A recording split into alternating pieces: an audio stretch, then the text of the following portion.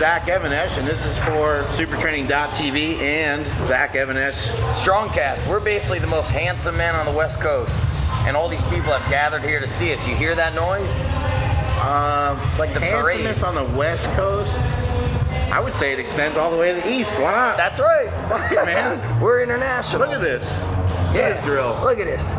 You know what? I bet you Gags is jealous. Coach Gags out in Strong Island. Yeah, Gaglione Strength, they gotta be jealous out there. How could they not be? Yeah, Gags. So, Zach's been here for a couple days now, or basically only 24 hours, but it seems like a couple days. I know. Been a whirlwind. We did a power cast already, and now we're doing a strong cast. Yeah, we're just gonna talk.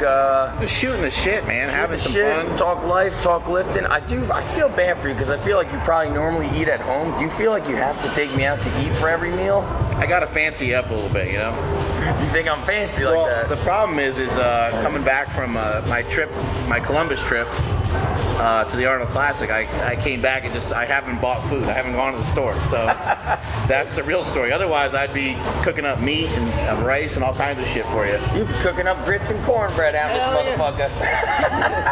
Hell yeah. Oh man, so we, during Strongcast, we talk about the mind, we talk about the body, we talk about life. You gotta have a mind. You gotta, if you don't have a strong mind, I think you ain't got shit, son. You're done. So, but what we were talking about earlier is that people have different definitions of success. Speaking of definition, check out these pipes. Dude, you are jacked up. You know what, ever in our videos, nobody commented on my good looks or my, like, standing next to you, I look like nothing. You look very svelte. I look like nothing, dude. But in your defense, I'm in full bloat mode because I got a powerlifting meet coming up on the 23rd. I feel like I'm, like, depleted after flying everywhere. Maybe we should hammer out a couple questions because you had a question yesterday about deload. We never really got to it. Yeah, going into the meet. The guy was asking like 3 weeks out from a meet, 2 weeks out from a meet, should you be deloading? I've actually heard that some powerlifters, like that last month leading up to the meet, they're killing themselves. But I guess it's all, I'm assuming it's all individual. But you tell me, you have a meet this weekend. What has your training been the past 2 weeks? Intense or chill? What has it been like?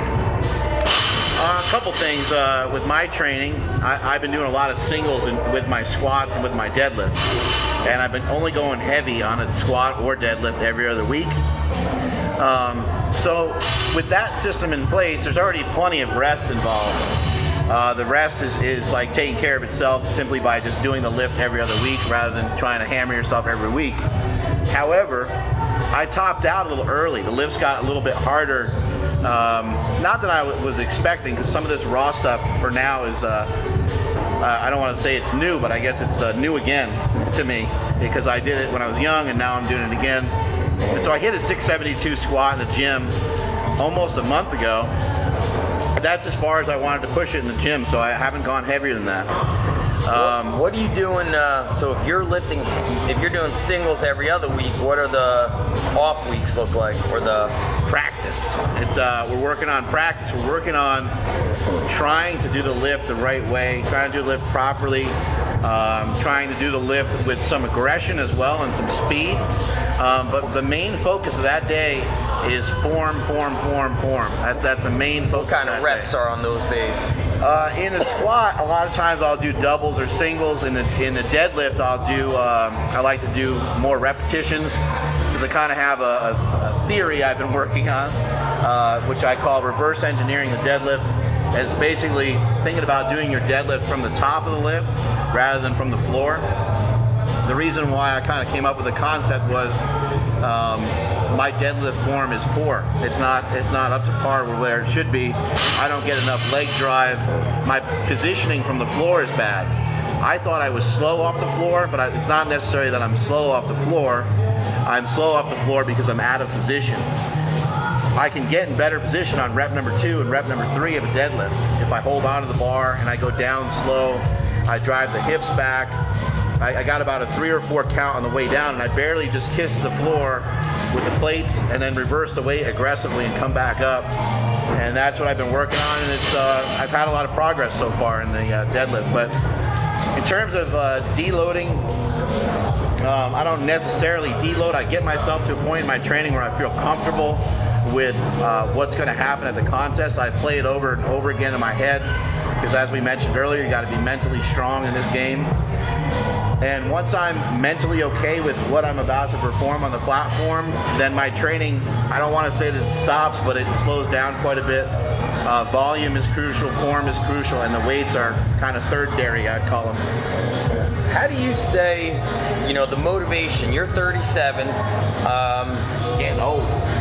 Dude, most people when they get into their 30s, or most men, they're like, oh, I can't lift heavy. They kind of quit mentally, and then their body just follows suit. Like you and I, actually, we were not watching it. I think your wifey was watching the Kardashians, and the one son got up to like 260 pounds, like he just like lost. We were watching it. I was not watching it. We were not watching it together. We weren't. You were like, oh my God, look what Kim Kardashian's wearing. That's so wow. That's so last year. That's so 2012. What is wrong with her? That's right. Now, so there's a kid that like he broke mentally. I think he needs to be around different people, but you know why? And I'm assuming people drop out of this gym as well, like the powerlifting team. What are some tips that you feel will be helpful for men to literally be men, like strong, tough men? What are some tips you could give? The number one thing is just to work on lifting a little heavier. I remember years ago, maybe when I was about 16 or so, I wanted to start, maybe 17, I wanted to start to work on getting my arms bigger. And a friend of mine, an older guy in the gym, he said, man, you know, he said, you know, you do a lot of powerlifting, you do a lot of bench, squat, deadlift. He's like, those things will help with overall body size, and they're going to help you grow, they'll help you get bigger. But he said, you should just apply a little bit of that to your curls and to your tricep work and to this and that. So as soon as I did that, I started to grow, I started to get bigger. Now everyone's going to have different results with different rep ranges and so on and so forth, but the main thing was it was just a new way for me to push, a new way for me to a new direction for me to go in and to give me some new goals and stuff like that. I think the main thing for people to, you know, get a little manlier, get a little tougher, get in touch with their manliness side is just to simply go in the gym and work on lifting a little bit heavier, utilizing barbell movements, bench, squat, deadlift, cleans, bent over rows, military press.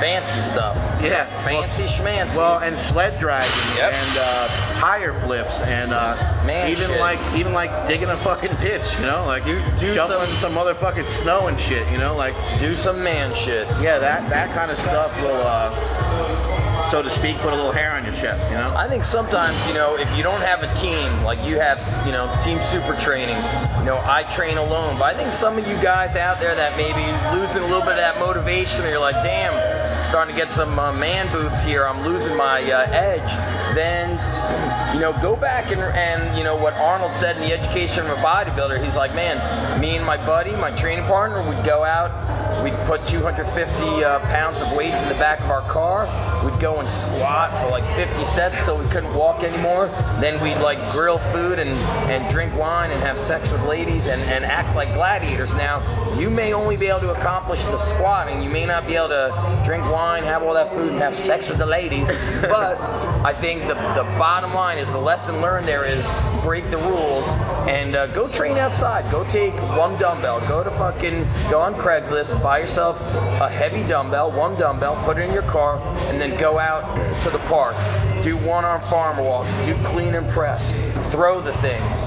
Throw it, you know, alternate arms. Throw it for like 5 minutes nonstop. Clean it and throw it. And do stuff that puts you in a uncomfortable situation. Then push the car. Like, just do shit that you start feeling that, I don't know if we call it, the right word is you feel manly.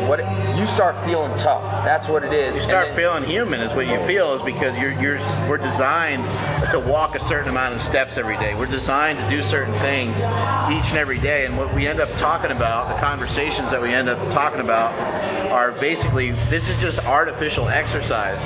People don't move as much. People don't have to build their own shit anymore. People have cars. People have a lot of different technology. that allows you to not move around as much, and basically, for lack of a better term, not work as hard. And so you end up with like lifting weights. Years ago, you know, in the farmers and stuff like that in the 40s and 50s, and a lot of their kids were working on the farms carrying buckets of water, baling hay and so forth. A lot of these kids were huge, and they call it, you know, farm boy strength. Yeah, you got that farmer strength. And so what we end up doing, a bench press, a squat, a deadlift, all these things that are designed, you stick a barbell in a rack and you slide some weights on it. It was all designed to give us kind of an artificial way of exercising and stimulating your body. But there's a lot of other ways of doing it as well. As Zach's mentioning, you can grab a heavy med ball and you can just take it out in the field and just chuck it around. Carry it, throw. I think just carrying, throwing, shouldering, all the basic lifts that you're talking about. But it's that you start making that connection and you get the feeling that you get from that like aggressive lifting, that will bring back the manhood. Like, you know, when you were watching the Kardashians and the kid was like training with a world-renowned coach, okay, Gunnar Peterson. Gunnar Peterson had him doing like some sort of like aerobic step machine. And you know, dude, if I was Gunnar, I would have just said, dude, let's go out to my backyard. I want you to farmer walk these kettlebells around. I want you to take this stone. I want you to like hop this fence. Right. I would change the mind and train his mind, and then I know his body would follow. Because if you're training in that comfortable environment, I've seen through experience that they don't get those kind of results. They don't get the mental. You got to get yourself uncomfortable. Train like Rocky, not like Ivan Drago. Essentially. You're gonna have to basically get yourself to a point where you start to get comfortable with things that are uncomfortable. Yeah, you thrive in things that that are setting. Things that are tough, things that are rugged, things that kind of hurt your hands, things that kind of hurt your arms or your back or this or that. Most things in strength training are not necessarily all that safe. Like a lot of the greatest movements are not that safe. Like a Zercher squat sucks. In terms of safety, it's probably one of the worst exercises. It's not like you're gonna get hurt on it every time, but it's painful. It just hurts. Having the barbell rest in the crooks of your elbows and trying to squat it up, it hurts in the elbow joint. You know, and you're gonna feel it in your lower back, your stomach. You're gonna kind of feel it everywhere. But you need exercises like that in order to, like you said, train your mind and try to take yourself to that next level. To break through whatever mental barrier you have. The mind is, you know, the mind is the ticket. Like, you know, yesterday I met some of the coaches here and I was watching them train. They were training very aggressive. The weightlifting coach here was maxing out, and yeah, he missed some reps, but he was pushing the envelope, and I thought that was real. And there's a lot of people in here right now that are pushing the envelope too. They're just, I mean, there's people as we're standing here, there's people just skipping rope, doing some ab exercise and doing exercises that are a little bit easier, but they're doing it in a circuit, doing it in conjunction with many other movements. They're doing farmer walks outside. They were carrying sandbags, kettlebells.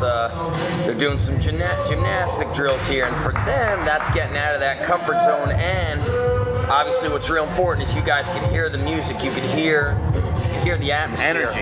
And atmosphere is critical. So if you don't have training partners, then maybe you need to find training partners, or you need to create it. Nowadays, with the internets and the interwebs, you can just say, hey, you know, you post on Facebook, I'm putting out a challenge. I need some of my buddies to get together with me. I want to assemble a garage gym. We all put in $100. We buy a barbell. We buy some used weights. You know, let's go pick up a tractor tire for free. But you assemble a team, and now all of you elevate each other to that next level.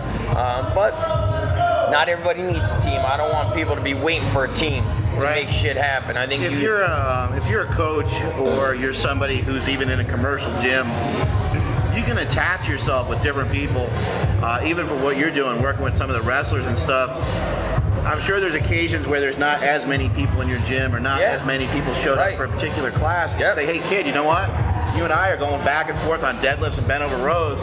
And the best part about that is that kid if he's been training with you for a little while, he's gonna smoke you. You're gonna be like, I'm gonna teach this kid a lesson. It's hard to keep up with those. You're gonna act all tough and all brave. Then you're gonna go home to your wife and be like, hey wife, you gotta ice my back. I can't move. I just got crushed. I do that when it's quiet in the gym. If we've got like 2 to 4, I'll train with them. Yeah. Because I know it's gonna push me. I've done that in here and it's killed me. It pushes you end up pushing the pace. They push the pace on you, but you push them in the weights. You push them to get stronger. Right. Let's change the topics a little bit. You know, we were talking about success. We talk about running a gym. These are the conversations you and I have had, not just today and yesterday, but forever. Forever. I mean, we invented conversation. We did.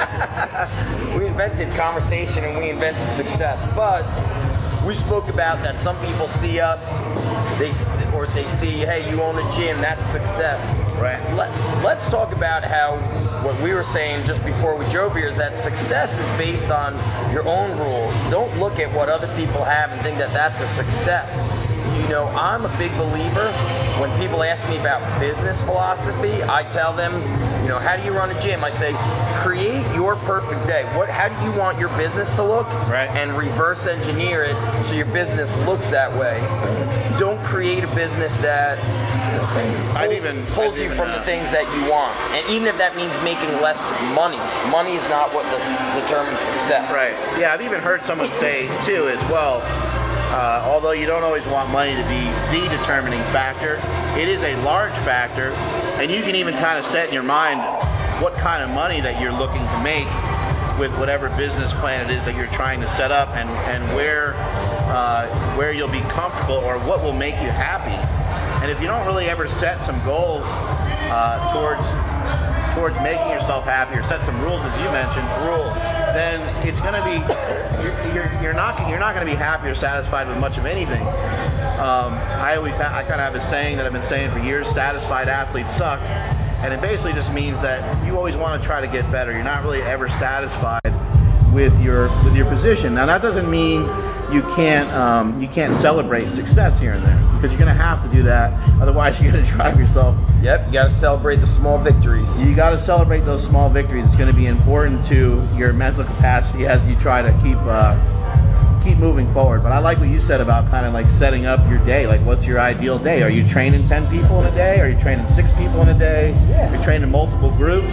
People today, maybe you have a whole other concept that no one's aware of. A lot of strength coaches or aspiring strength coaches, they might look at Joe DeFranco's gym, they might look at my gym, and they see like a busy place, and they think that that's a success.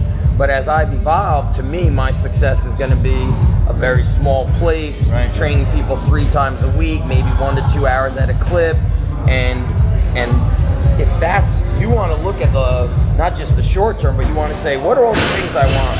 When do I want to be home with family, or right, with friends if I don't have family, or when do I want my me time? Figure those things out, create a business, and create your rules. I think that's the beauty of today, is that your business doesn't really have to have rules. Like, it could be, or it doesn't have to be common, meaning right, this is what everybody else is doing. And also, when a business is common, you're a commodity. You're just like right, you're just like everybody else, and that tends to equate to a less booming type of business. So I want to talk about, people have heard my story, most of them. Let's talk about, how did you start? Where did Super Training Gym start? Right now we're in Camille Gutierrez's Midtown Strength Conditioning. I'll share, I did a video tour of this, so you guys will see that on YouTube. It's an amazing gym, but where were you before you were renting space in here? Before this, I'll take you back a little bit. I did train at Westside Barbell for a little over a year. And what I noticed from Westside Barbell, more so than the program itself, the program is amazing and it is highly effective. But more so than the program, it was the environment that was created in there.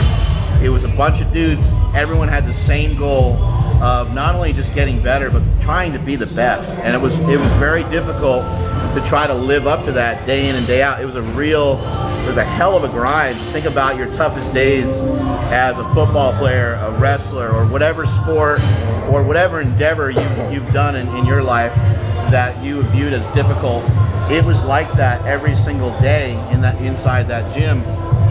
and I wanted to try to create something similar, but I knew that I didn't want to create something that was the exact same because for multiple reasons. One, I knew that I would never be able to actually completely duplicate what Louis Simmons has done.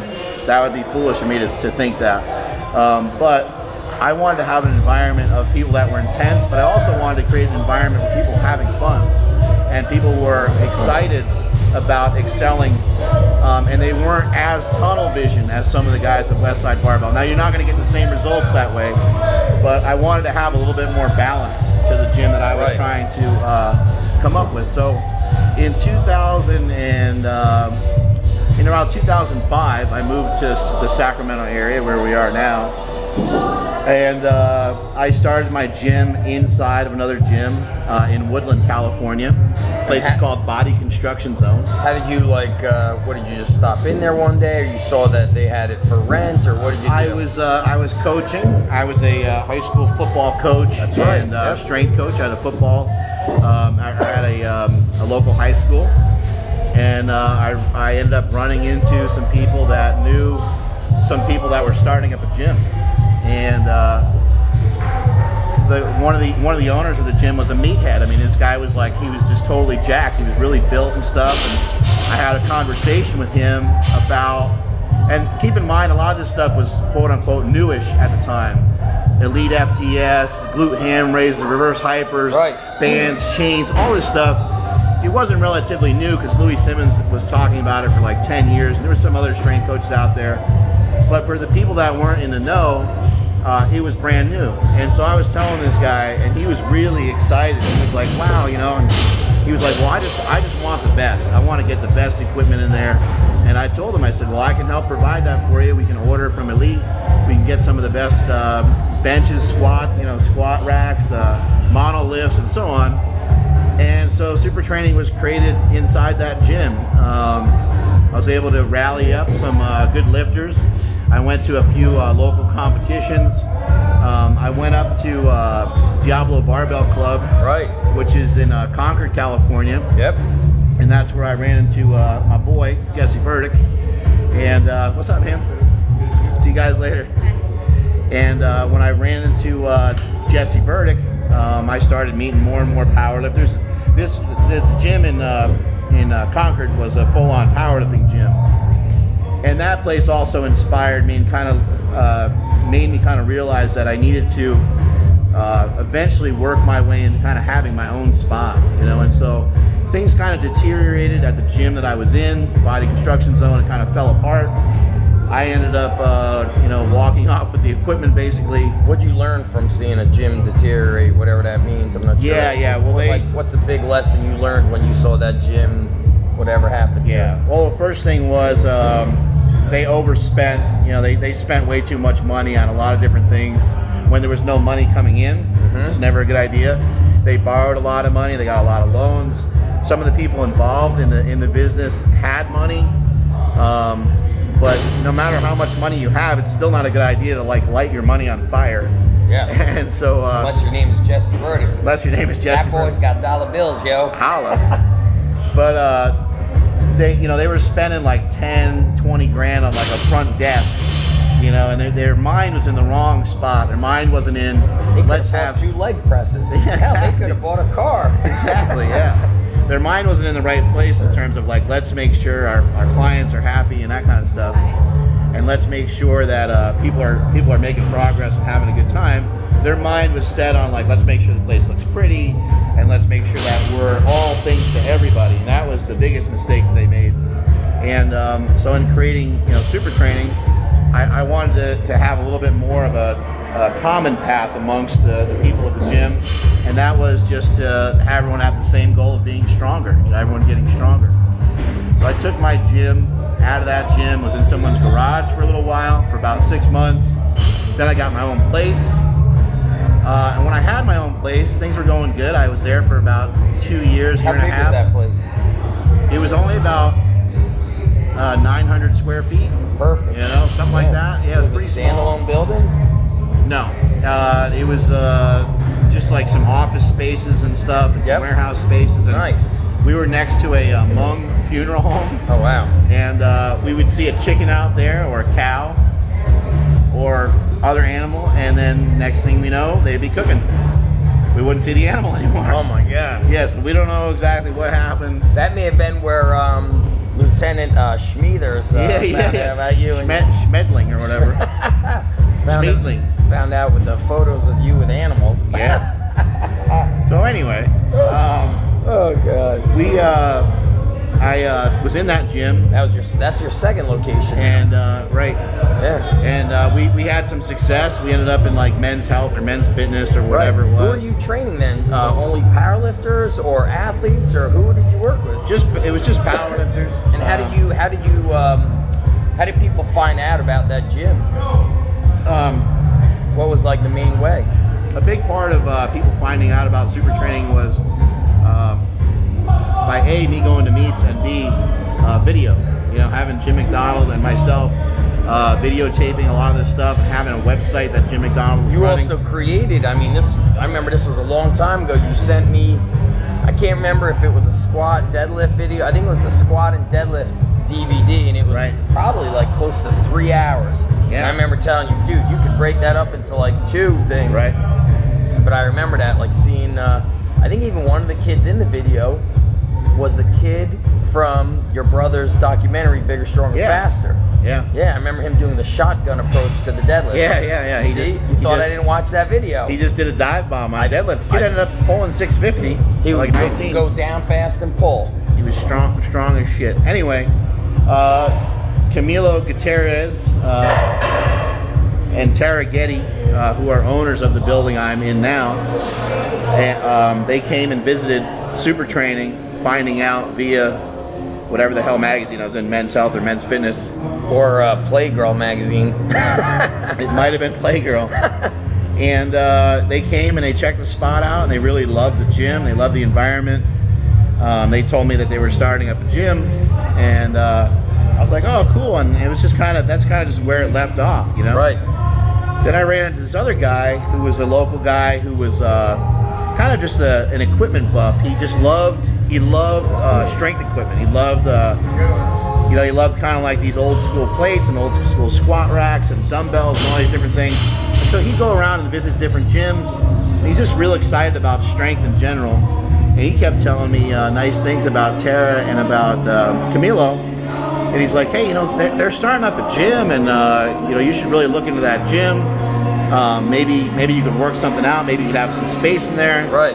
And I was like, well, I already have my own spot. Why would I care about going to see them? You know, I was pretty closed-minded to it. Then he mentioned it a couple more times, and I was like, well, I set some rules, like you said. I was like, well, what if the place was a little bit bigger?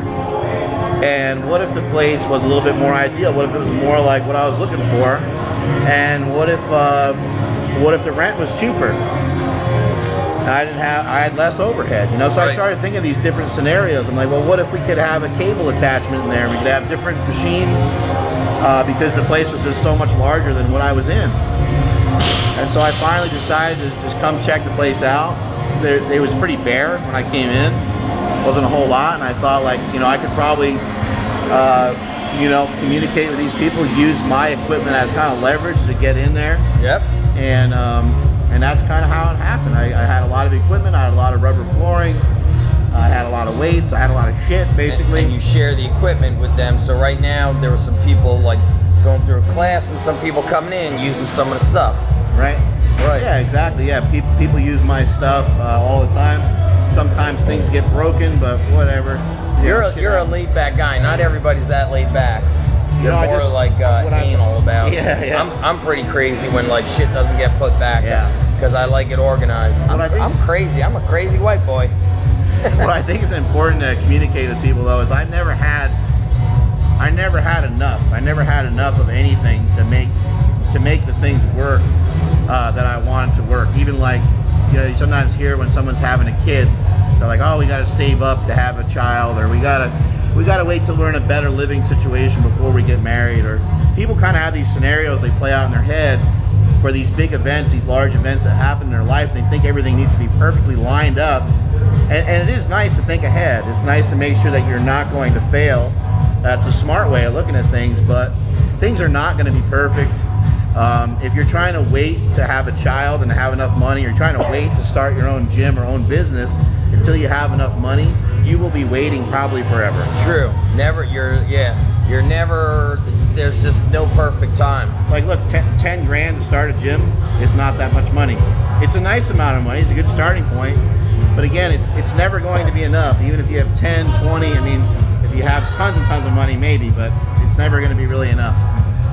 What's up? Come on, get in the camera here. Over here. Oh my God, it's so tiny.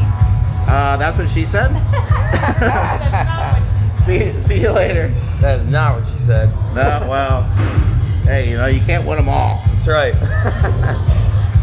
So, you know, main point being for all you guys, I mean, I think we, guys like you and I, try to impart this information very frequently about, hey, you're never strong enough, the time is never right, but the ticket is to just get it going. But there's always stuff that just stops people, and I think mentally, you know, you have to sometimes just stop making excuses for yourself. You got to get out of your own way and just got to say, fuck it, I'm gonna be, you know, I'm gonna be an animal, I'm gonna bulldoze through this shit. And going back to what we said is you got to get comfortable being uncomfortable. And I found ways to just harness my fear and use it for me. And I'm used to things being imperfect. And if you are a coach or if you're just a lifter, you know, get used to doing things in the imperfect situation. Don't wait. Time just goes way too fast. Way too fast. Yeah, that's exactly right. You're just you know, you hear it time and time again. It's something you don't really want to hear, but it is hard work. It is dedication. You're gonna have to have some luck on your side, but normally that luck is the harder I work, the luckier I get. Yeah. Somebody sent me a text message, and I said he sent me videos of the deadlifts. He's got your hammy band. He goes, hey. He goes, said, I want to get this deadlift right. Here's Tara Getty right here. Come on in, Tara. Tara Getty. Are you? You're like head honcho here, right? We're double recording. We got. I would like to think so. We got audio and we got video. Audio, video. That's a whole lot of New York going on. I know. Tara Getty is the gym owner, and when you're a gym owner, sometimes you have to cut corners a little bit. You can't always afford the fancier things in life. Yeah. So can't be drinking water out of those fancy. This is her water jug. Yes, it was tomato sauce. Nice jugs. Yes, thank you. What's up, Brian? Gentlemen. Thank you. Come on in here. Get in the camera. Come on in. We were talking about Don't how make me look short and fat. make us look good. This guy's he's ripped up and lean. Yeah, we're talking about Brian here. Brian, over here a little bit more. scooting right here. Brian, I was impressed yesterday. I was talking about, look at these guns. Roll up the sleeves a little bit. I'm working on it. I'm trying to catch up to Bell here. I know, this guy make us look so wimpy. You gotta knock out old school 21s to catch up to this I guy. know. Some 21s, baby. 7 here, 7 He's here. all about the old I'm all school. about, yes, absolutely. So, hey, we're doing a podcast here. It's called And Strongcast, and Okay. we're recording. So, I was really impressed yesterday. All the coaches throwing down, working hard, and you just ran a class. The energy was amazing. A lot of listeners are coaches or aspiring coaches. What do you think is like a big ticket to you being a great coach? I mean, this was a pumping class. It was, I guess it started at 12 noon. Yep, starts Middle of the day. Middle of the day, I see all kinds of professionals walking in and out. What do you think's one or two big keys to you being I don't really know you much, but I'm super impressed. I feel you're a great coach. From watching you lift yesterday and run this class, you're awesome. Tell us what you... Thank you. Well, for me, like, I started off selling memberships in the gym. Yep. And that's what made me have like a different idea for coaching. So I was selling memberships to people, and I saw these people who I was selling memberships to either not coming to the gym or just not reaching their fitness goals. Right. So I wanted to have a better impact on people's lives. So I decided that I had to become a coach or a trainer to be able to do that. So now instead of just selling these people memberships, I was actually having an impact on their workouts and their lives.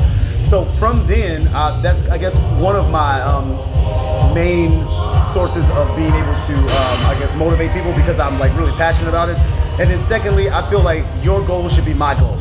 So if your goal is to get in here and to lose weight, then my goal is for you to lose weight, and we're gonna do everything we can to make you lose your weight. If you wanna gain muscle, I'm gonna do whatever I can to help you gain muscle. So I just started to adopt my clients and my the members of the gym's goals. for myself too. So if I show them that when I'm in here working out, I kick my ass when I work out. Because Yeah, I want them to know that, you know, The it's point just where he looks not depressed. Because I don't want people to think that, you know, I'm here yelling things at you and I'm not practicing what I'm preaching. So I try to work out like just before prime time. I said an hour before prime time when people are getting ready to walk in. Yep. I want them to see me sweating, getting my ass kicked. I want them to see that I'm working just as hard as they're working. So once I'm done, I can yell at you and tell you to give me one more set. And when I say yell, I just mean Pump them up, the fire just them up. pumping them up. Yeah, I'm not, you know, we're not a military. We just want you to have a good time while you're here. Yeah. You're like, do that burp, I'll shoot you. Yeah, right. Yeah. Those of you guys listening to the audio can't see Brian. Brian's pretty jacked. You're what, 210 pounds, 215? If I was 215, I would cry. I'm 225. Well, he's tall. 225. Yeah, 225. He's 225. He's in good shape. And I see him Great crush shape. himself all the time. What's your best squat, best deadlift has been? Best deadlift is 560. Best squat is 506. And my best bench press is 325. And you're tall. You're taller than me. I'm like 5'10". You look like you're 6'. Right, and that's a guy who's doing. That's a guy who's working on conditioning and stuff as well. He's not. Right. Yesterday I saw you doing weightlifting. He's not being a fat powerlifter eating cheeseburgers. Yeah, lean and mean. Although he should be. I probably should be eating cheeseburgers. Get me up to 600 pounds on that squat much faster. Oh man. So those are great. So Hey, let's plug you, man. How can people find you on Instagram? Yeah. On Instagram, I am at abswarner. Abs what? Abswarner. ABS, the number 1 ER. Okay. I try to put up videos on my Instagram pages of my clients working out, showing them how we teach our classes. Videos of me working out. I put a lot of my failures up online too because I want people to know that failure is a part of getting better. So I want you to see me not doing something great all the time. Nice. He has a lot of those videos, by the way. Thank you. Many of them. So if we recap, Brian, you talk about being passionate, and it sounds like when you said adopting their goals, sounds like you're a great listener. Like somebody comes to you and they're like, "Hey, I've been trying to lose weight. I've been doing this," and then you start telling them, "Oh, do this." It sounds like you're a great listener. Yeah, I try to be. And you welcome them and find a way to make the hard work not seem so hard. I mean, people are loving this class. I want to make it fun for people. Like when you walk into the gym, it shouldn't be like, "Oh, I'm walking into the gym." I feel like when you walk into the gym, it should be like, "All right, great, I'm ready to get after it today." I feel a lot more energetic just being around you while you were training. I didn't even train. Thank you. Yeah, I think that people should have fun. Like I don't think that you should come to the gym and feel like, I don't really feel like doing this today, or this guy's a jerk. I don't feel like listening to his crap. I try to make exercising as fun and, I mean, it's serious because somebody can get hurt, but let's not take ourselves too serious. Let's take the exercise serious, but not ourselves too serious. You ever train outside of the gym? You ever just like go to the park and like get crazy? What do you do when you're not in the gym? I like to take a tire, which, okay, in full disclosure for people who can't see me obviously on the podcast, when you're a black dude running down the street, like that kind of scares people a little bit. So when you're doing that with a tire, like it takes it to a whole other level. So I you try like to sprint with a tire, like sprints with a tire, Herschel Walker style. Take the tire, throw it up overhead, go farmer walk back down the block. So I try to get like a mile of tire drags in and a mile of farmer walks, and all that would be is just like, 12 times up your block with either exercise. So on the weekends, I'll come in here for a couple hours, get something going, then just go home and knock that out. Or if I miss a workout, knock that out on my block, and then everybody in my neighborhood knows probably not to mess with that guy's house. At the end of the block, right? Yeah, dude, he'll chase running down the street with tires, dude. Yeah, man, that guy will hit you And a with a tire. sledgehammer probably too. Well, before you cut out, do you have like any tips for people that want to just be more successful in life? Like what would you say to somebody who's like, you know what, I'm not where I want to be in life, whether they want to be a coach or not, what would you say, something to help them rise through the ranks and get climb that mountain? Don't be satisfied. Nice. A lot of times we get to a certain point in our education or in our lifts and we say, okay, I got my degree, so I'm done. That doesn't mean you know everything because you got your degree. Right. Read more, learn more, try to take something from other people. So that's kind of what I've done. I've just adopted, I don't know is okay to say. So if I don't know something, I'm going to tell you I don't know, but the next time I see you, I'm going to let you know that I went and tried to find everything out that I could about whatever it was we were talking about, and now I have that information for you. So just try to be informed, and then just don't be satisfied. Nice, love it. So again, Brian on Instagram at abs1er. That's Warner. it. Nice. All right, man. Right on, appreciate it, Yo, guys. thanks so much. It was awesome meeting you. I'll see you later. All right, peace. So you guys kind of see how he hit a lot of the same points we were just talking about. he's cooler than us. I know. We taught him everything. Well, he's black. He's black. You can't be cool and be white. It's fucking. It ain't gonna happen. Not with this skin Oh color. shit! But it's so interesting that success leaves clues. Talk about being passionate. Right. Talk about never being satisfied. Breaking the rules in his training. You must break the rules. Break the rules. You must break the rules. Not break the law, but break the rules. Yeah. Which and yesterday him doing weightlifting, him breaking the rules with training. Yeah. Success leaves clues. Arnold was doing that in the '60s. We got people doing it today. I mean, I think we should close it off at that. Like, you know, don't be a conformist. You need to be passionate. If you're not passionate, you must find a way to move towards that passion. And if you're saying, oh, I'm not passionate about anything, then stop being such a pussy. Straight up, don't be a pussy and fucking find a way to just be passionate about waking up every morning and crushing the day. Let me ask you a quick question before we close out. Aside from you watching the Kardashians, do you watch certain documentaries or movies or read books, or what motivates you? What do you do, I guess, like, what information do you, I know you're motivated by the fact that you're a husband, a father. Right. Do you have other ways that you find motivation? Yeah, you know, part of the reason why I created Super Training Gym was to make me more accountable, and was to ensure that I wouldn't get lazy. And you know, you kind of hear a military style. I don't want to ever compare lifting weights to war, but you sometimes hear that, you know, a guy will say, "I'm doing it because the other guy next to me is doing it. And that's why we're in this fight together." Yep. And that's the way. That's kind of the way I view the lifting. Is like, I don't always want to be in here. I just don't. I don't always like you Why think. do you sometimes not want to be here? Because I've set a high standard for myself, and it's hard to always keep up with that. You know, when you do a 520 bench for 2, and you know the next week you're going to do 530 for 2, it's fucking hard. It's hard. It's going to hurt. You know, it's fun when you nail it, but you also know that there's that chance that you might miss it, and you might have to live with the consequences of missing those weights. To me, that lingers in my body for like a week or so, and it just makes me vent about it. You know, so there's it's not all fun and games all the time. There is some anxiety attached to the different weights that you're trying to lift and the different things you're trying to do. But what motivates me is having a great, surrounding myself with great people, not just in the gym, but also out of the gym. And the people that I relate the best to are people that have, fought for what they got, and people that strive to work hard and to try to make themselves better on a daily basis. And back to something that motivates you. Any documentaries you tend to rewatch, or books you reread, or do you, I don't even know if you know how to read. No, I don't. Your wifey probably reads to you. Yeah. I don't read often. Read some stuff here and there. Hold on. Are you gonna re-record it? There you go. There we go. Anyway, I don't read all that often, but if I'm looking for something to draw some, I'm having some technical issues. People here. calling me.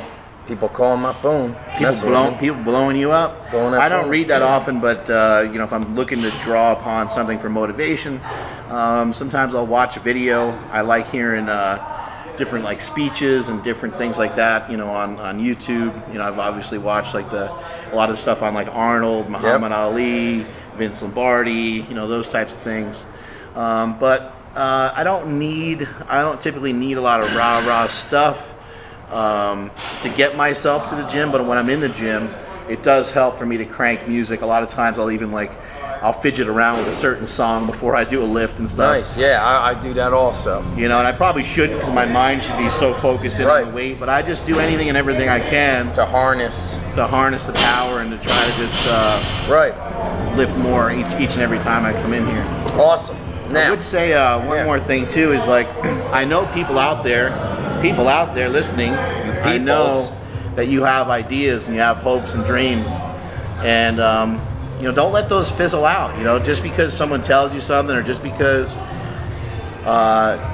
somebody drives the fun hammer through your idea, or somebody just doesn't think it's a good idea, or it's going to be really hard to follow through with that idea, invention, or whatever it might be. Hold on to those hopes and dreams. You might not be able to do them right now at this very moment. You might not be able to make them happen, but just trust me when I tell you that you will be so much happier if you follow that path and you follow your passion. Even if you make a little bit less money, it's not always about money. Even if you have to make some sacrifices to make that happen, you should work towards trying to make that happen. Yeah, I always say the simplest thing, and this is not hard, it could take 2 minutes, is you do one progressive action every day. That was way off. That was way off. Didn't you say you used to play basketball? I did. Oh shit. That was a rebounder. That was a brick. That was a brick. I say just do one progressive action. So if it's, if your goal is running a gym, then one day you read about, referrals. Another day, maybe you go and pick up some used equipment. Another day, you drive around and do look like one thing towards your goal every day. And man, the momentum builds, and usually that one thing becomes 2, becomes 3, it becomes multiple action steps. For example, what Zach Evanesh and I did today to make ourselves better was we ate some pancakes. Oh god. The pancake, I think we had like post-traumatic carb disorder. We were disoriented. We were all the useless gluten after that. Yeah, that wasn't good. Do one thing towards your goals every day. I highly recommend that as well. Yep, and break the rules, not the law, like our homeboy Arnold said. I don't know why Arnold hasn't called me back. I'm always texting him, and I was really, I gotta admit, I was offended and taken back by the fact that we've been there for him all the time, all these years. I went to his little show out there in Ohio. Yep. And I'm sitting there at my booth, and I'm just like looking at my watch, thinking it's goddamn broken because he never stopped by when he said he was going to stop by. Yeah, he gave us all the wrong advices. That son of a bitch. Son of a bitch. And all right, let's plug my boy Mark Smelly Bell. Go to supertraining.tv and supertraining.tv. Also, check out all the links he has on the side. He sells all these bands. We've got the slingshot. We've got the compression sleeves for knees, elbows. You've got hammy bands. A lot of things to keep you healthy, to keep you consistently lifting heavier. And it's something that everybody, if you don't have your health, you can't lift. And I think we get banged up, and you want to be able to consistently train hard. Check out, it's at howmuchyoubench.net, but it's all linked up at supertraining.tv. And one thing I do for the coaches out there is I utilize your videos, all of your instructional videos, all your videos. I send them to the athletes, and I also share it with my coaches because it's just an amazing learning resource. And I'm Zach Evanesh. Check us out at undergroundstrength.tv. Make sure you subscribe for the newsletter. And I hope to see you at a future seminar, either Strong the seminar, my Underground Strength Coach certification, and make sure you give me a 5-star review on iTunes, and also Powercast, one of my favorites. We got the Power Magazine. We just recorded one. Yeah, we just plugged everything like crazy. We killed it. We just killed it. All right, everybody. Peace out. Take care. Comb your hair. We're out of here. Strength is never a weakness, and that is it from supertraining.tv.